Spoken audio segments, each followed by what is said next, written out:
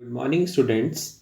Today we will study about sources of history, clues and evidences on the basis of which we write history are known as sources.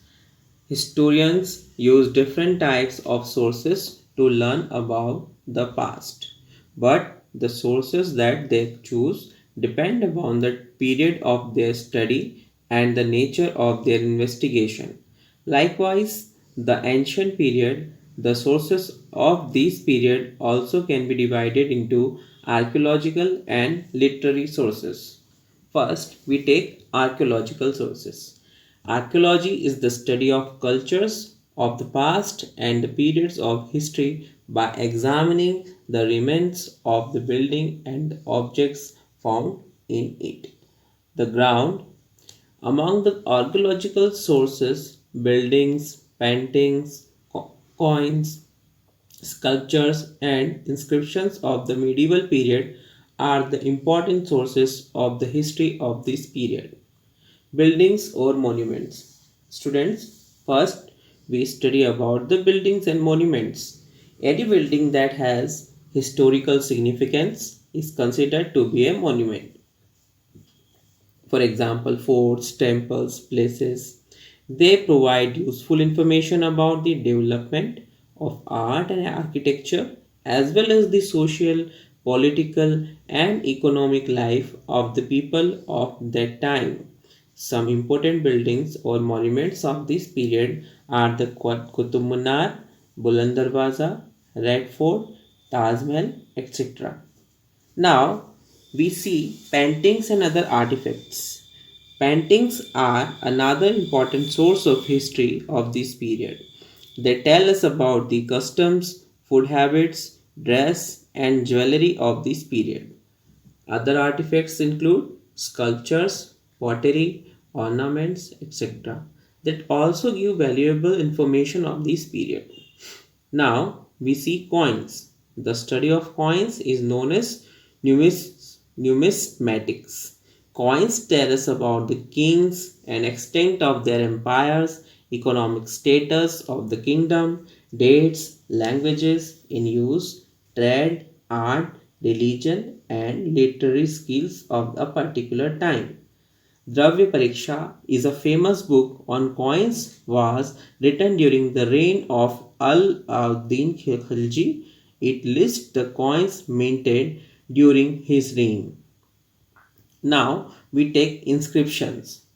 These are the writings on relatively hard surfaces, stone or metals. Some of the inscriptions of these periods were recorded on the copper plates, and some are inscribed on the temple, mosque, and building walls. They generally conveyed king's orders, their deeds, their preachings, etc. Kings often kept records of victories in battle as inscriptions. Now we see music. Various schools of music developed during this period.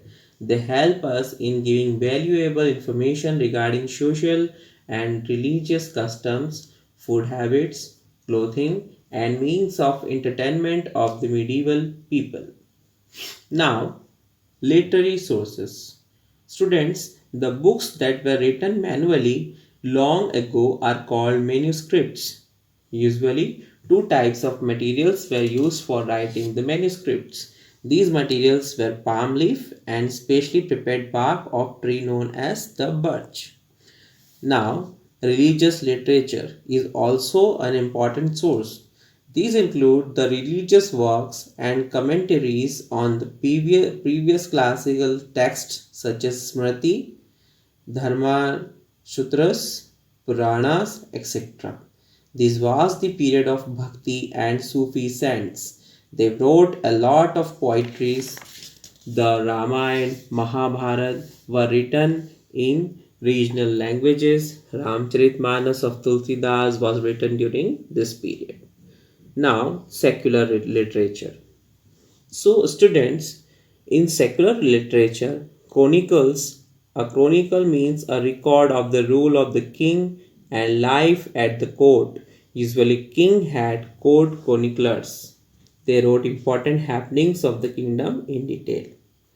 Now, some chronicles such as Raj Tarangini, Tariq-e-Firoz Shani, Khazain-ul-Futuh, Tughlaq-Nama, these are the some chronicles. And autobiographies, some autobiographies, some important autobiographies of these periods are as under such as Futuhat-e-Firoz Shahi or by Firoz Shah Tughlaq, Tughlaq-e-Babar by Babar, and Tuzuk-e-Jahangir by Jahangir.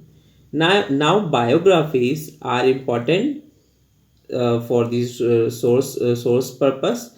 Some important biographies of the medieval periods are Prithviraj Raso by Chandravardai and Humayunama by Gulbadan Begum, Aine Akbari and Akbarnama by Abu Faizi.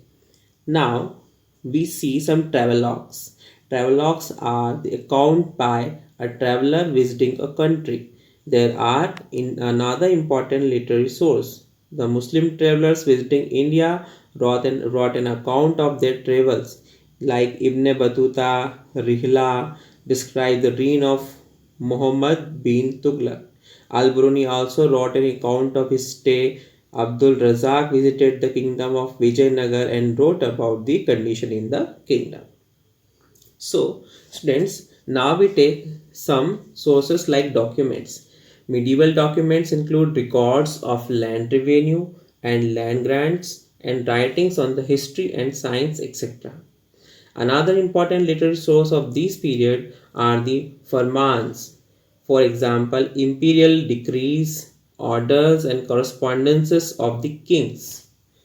Now, manuscripts were collected by the king's rich peoples, monasteries, and temples. These manuscripts were kept in libraries and archives.